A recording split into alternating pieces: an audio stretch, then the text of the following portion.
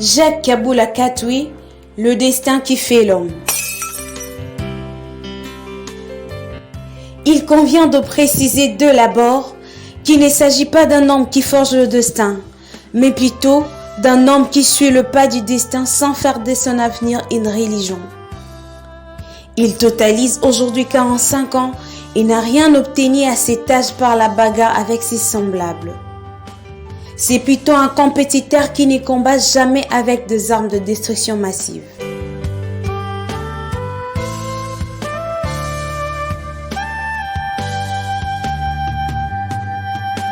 Diplômé de sciences politiques et administratives de l'université de Lubumbashi, ces natifs de l'Ikassi ont entamé sa carrière professionnelle dans le secteur privé. Puis va surgir sa passion de servir la cité. Ainsi, il entame sa carrière politique comme directeur de cabinet du feu gouverneur Kazembe, avant d'exercer plusieurs fonctions dans différents services de mobilisation de recettes.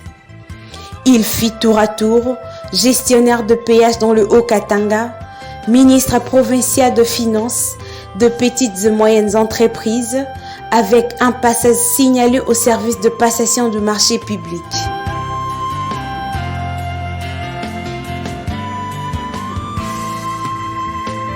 Le résultat obtenu dans ce riche parcours ont permis de renflouer les caisses de la province pour finaliser le grand chantier qui était en cours de réalisation et de rendre effective la paie de fonctionnaires.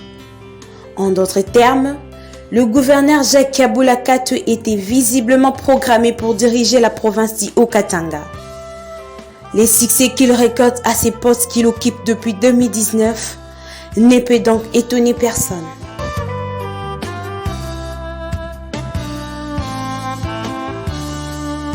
Comme Daniel dans la Bible, qui ses détracteurs ne trouvaient aucun motif pour l'accuser sur son travail, ils en sont venus à ses convictions religieuses. De la même manière, on observe de la pire jalousie contre le gouverneur Jacques Kaboula sur sa passion pour le football. Contre toute attente, cela devient curieusement une raison de médisance sur sa personne, comme quoi la haine et la jalousie sont réellement le revers de la réussite.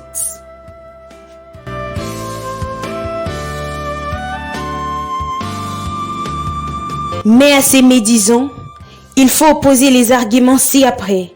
Lokuta et Yaka na ascenseur, vérité et un escalier pékoumi. 1.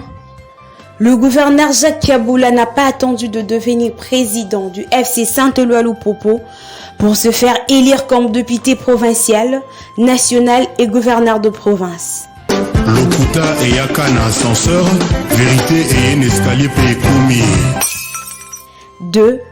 Son soutien pour le FC Saint-Éloi Lupopo a commencé longtemps avant qu'il ne devienne président de cette équipe. Lokuta et Yaka na ascenseur, vérité et un escalier pékoumi. 3. Le stade de la victoire appartenant au FC Saint-Éloi Lupopo n'a pas été homologué par la FECOFA et la FIFA cette saison sportive 2021-2022. En conséquence, l'activité organisée par lui pour permettre la communion entre le joueur et les supporters doit rester dans un cercle privé. Lokuta et Yaka na ascenseur, vérité et un escalier pékoumi. 4. La confusion que ses détracteurs entretiennent à ces sujets est nulle et de nul fait. Lokuta et Yaka na ascenseur, vérité et un escalier pékoumi.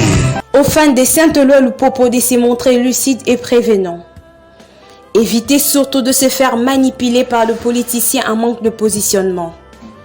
Le résultat qu'obtient le FC Saint-Éloi Lupopo depuis les débuts du championnat est à encourager.